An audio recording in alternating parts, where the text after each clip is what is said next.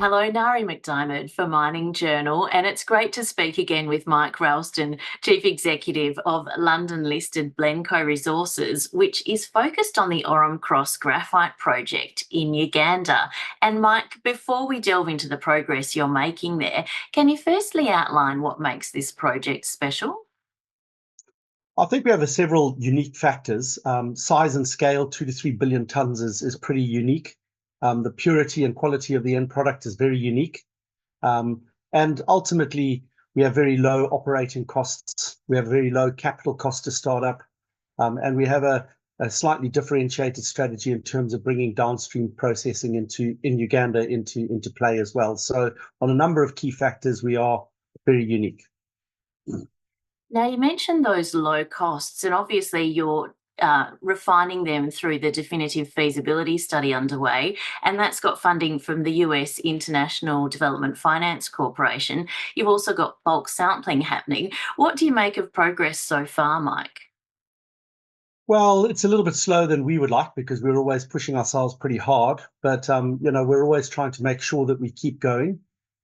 Yes, we have made some great progress with the DFC in terms of funding, but the key is getting qualified so we can get offtake agreements through, and that's all around this bulk sample test program.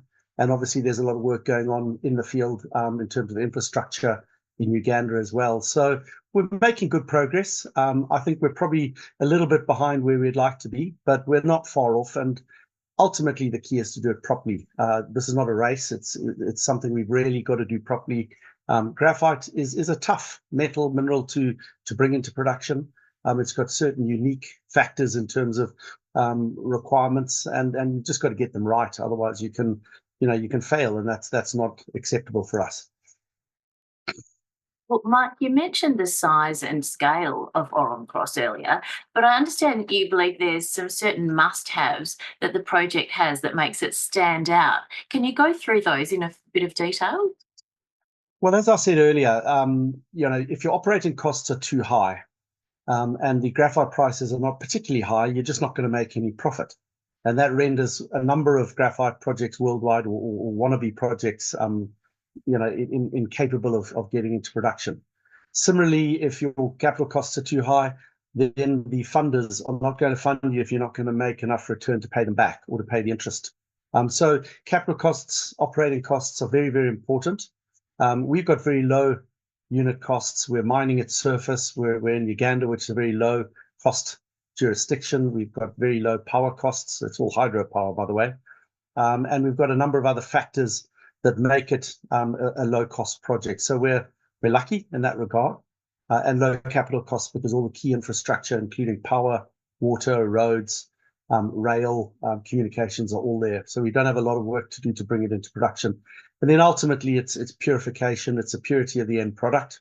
If you have a product that just doesn't go up to a very clean concentrate or ultimately to a clean SPG, then you're just not going to get the best prices, and you're certainly not going to get the top tier one OEMs demanding the product. So we're, again, very, very lucky. All the MET test work that we've done today has shown that we've got a very pure and very clean product. So these are must-haves.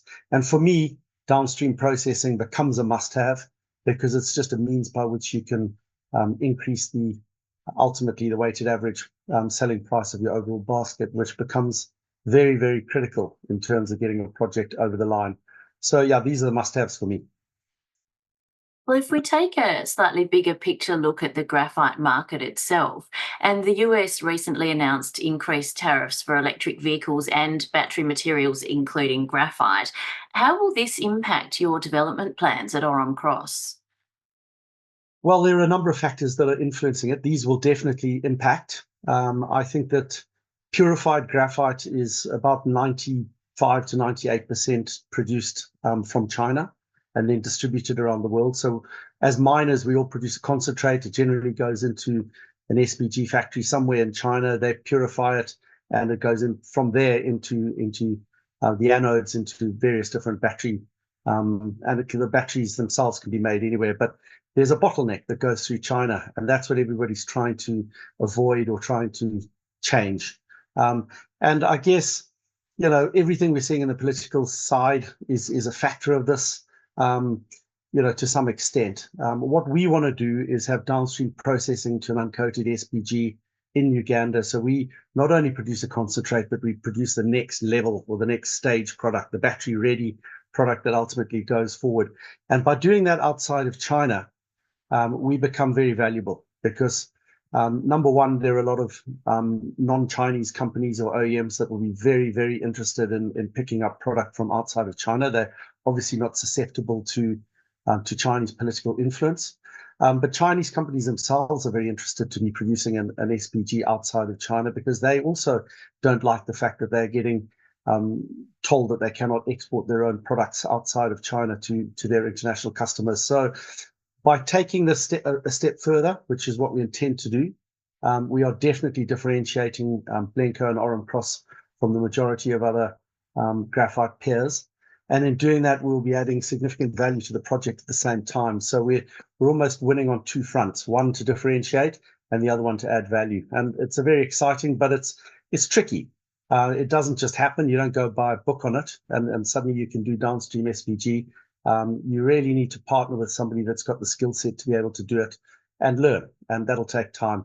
So it's a journey, but I think we're on the right track. Mike, you referred to adding value. What milestones and potential share price catalysts can investors keep an eye out for in the coming months? Okay, so we've just recently come back from a very successful trip into China and South Korea, where we met up with a lot of OEMs as regards offtake or potential offtake. They're obviously aware of the 600-ton program that's happening to get us qualified. They want to see the end results and test those end results through their own facilities. So I guess the market can look forward to offtake MOUs in terms of what happens as a result of that over the next, I guess, 1 to 3 months.